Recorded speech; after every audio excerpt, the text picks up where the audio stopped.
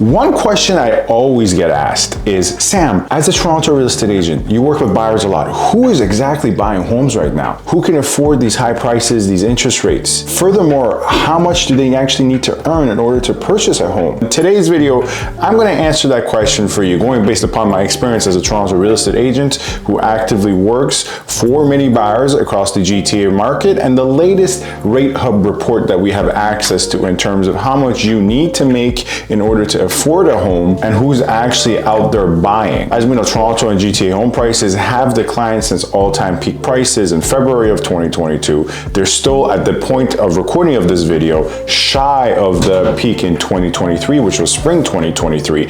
But it seems as if due to the interest rate hikes, obviously, and higher costs of borrowing and owning, it seems as if affordability hasn't gotten any better anyway. So we're going to also address that as well. But before we get into that, hello everyone, this is Sam from SaberiSixRealEstate, back with another video for you guys here today. If you're new to the channel, on this channel we like to discuss everything having to do with the Toronto and GTA real estate market stats, buyer advice, seller advice, area analysis, condo reviews, and so much more. So if you find any of this content enjoyable or informative, subscribe or follow for more. And I have made it easier for you to get in touch with me with any buying or selling inquiries. My links are in the description.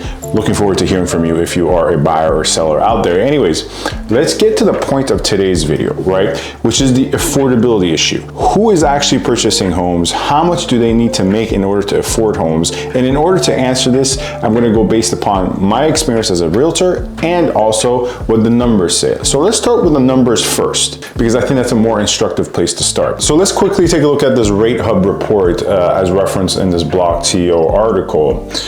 This Rate Hub report pretty much takes a look at how much you need to earn in order to afford a home according to current rates and the stress test within the Toronto real estate market. Obviously ranks all the other cities in Canada and Ontario as well. Calgary, for instance, based upon an average sold price in February 2024 of $567,000, one needed to earn around $118,000. Obviously, this is why we see a lot of people go towards Edmonton and Calgary and Alberta, because purely based on the numbers, it's far more affordable. Well, we have obviously the city of Toronto up here.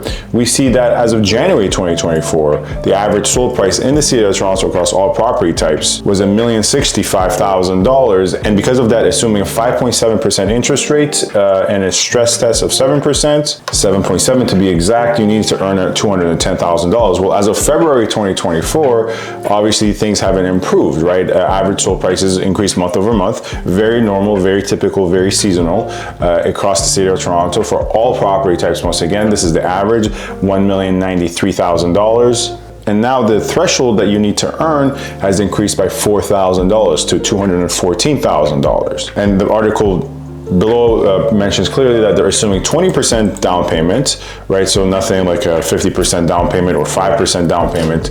And they're also assuming a 25-year amortization, along with $4,000 in property taxes and $150 a month in heating bills, right? So this is not an exact science, right? A lot of condos, for instance, have heating included in the maintenance, but here, once again, the maintenance is not included in this assumption, right? It's only taxes and heating costs. So it's not an exact science, but it gets to the point that it's sufficient in that regard. One other thing I'll mention about the assumptions is that, particularly with regards to Toronto, they're assuming a 5.6% rate of interest for mortgage, right? Which is a little, just very, very tiny on the higher side. Like a lot of my buyers right now, they're looking at 5.2, 5.3 for 3-year fixed. So 5.6 is a bit on the higher side, but it's not anything egregious, right? It's not like 6%, right? And $200K a year, $210,000, $215,000 a year is not a small feat, right? It's pretty impressive as an income. Now, of course, that does account for household income as well. A lot of people who are buying are, spouses or partners or, serious partnerships. So they are buying with a household income, whether it's a couple, a partnership, whatever it is, an individual. It seems as if $215,000 is that threshold right now, and it's a high threshold. Now, those are the numbers. who is actually buying, not how much they need, because we just answered how much you would need annually to afford a home within the Toronto and GTA real estate market, purely based on the averages, right? But who, not how much, who is buying Toronto and GTA real estate homes? And that's actually a question I get asked often. And in order to ask the who question now, who is actually purchasing these homes, let me go based upon my experience as a Toronto real estate agent, as a buyer representative, right? I would probably have to say about 60% of my business comes from buyers, 60 to 70%, depending on any year. Luckily, I can really speak from experience here. I finally took that question seriously. I said, you know what, let me finally sit down, take a look at all the buyers I worked with. Let me see if there's a common theme. Let me see if there's a common trend here that stands out to me. And when I actually did that, let me tell you, a couple of common themes jumped out to me really quick.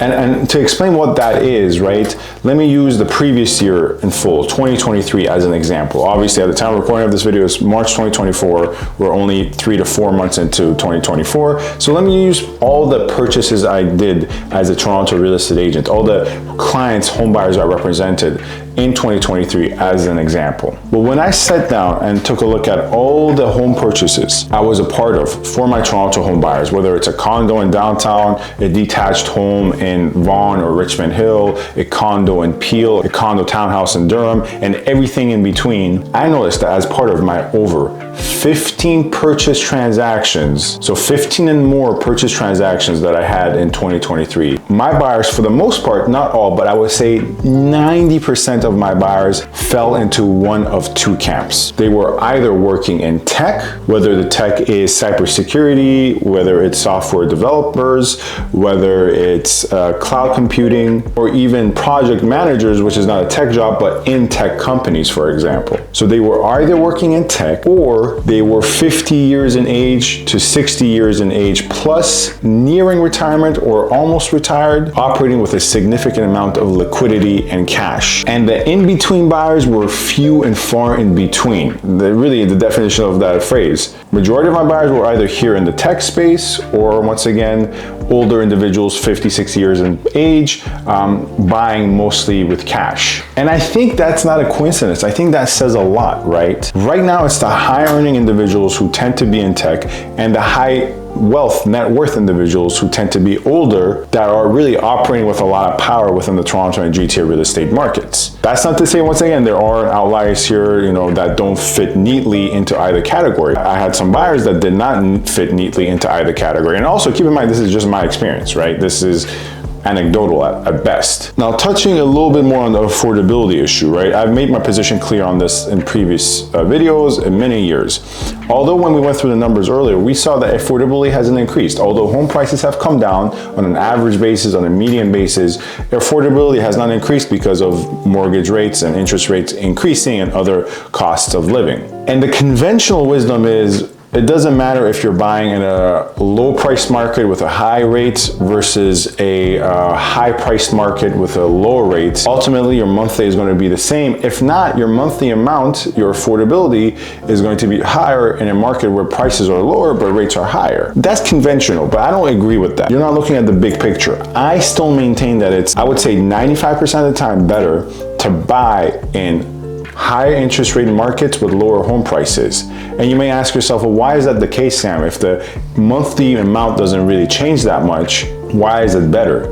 Well, you got to think of it in the long term. Yes, if you purchase a home at a lower purchase price but with a higher interest rate, your monthly will be equal or more than the alternative when you're purchasing a home with a higher purchase price but a lower interest rate. But that's only in the short term. When interest rates start to come down, you can refinance or convert into a fixed if you're with a variable, whatever the situation is. Once rates start to come down, not only will you be paying less on a monthly basis, but you'll be paying less on a lower purchase price. Whereas the alternative, and this is what we see in the market, a lot of people who bought during the peak with 1% or 1.5% interest rates, they bought at 10 to 20% premiums on the purchase price. Now they would be able to get that same home, in some cases, $300,000 to $500,000 less, and that's no exaggeration. And yes, they'll be paying a higher rate, but once their mortgage rate starts to come down, because these things always change, they can confidently go to sleep at night knowing we didn't pay the all-time high prices. In fact, if you ever want to sell it 5 to 10 years, we bought when the market was down. But that's just my opinion on that. Let me know if you guys agree or disagree with that thinking in the comments. As always, this is Sam from SaberiSix Real Estate and DreamX Realtron Realty. Thank you very much for watching. You can find my contact information in the description box. Stay tuned, stay safe, and see you later.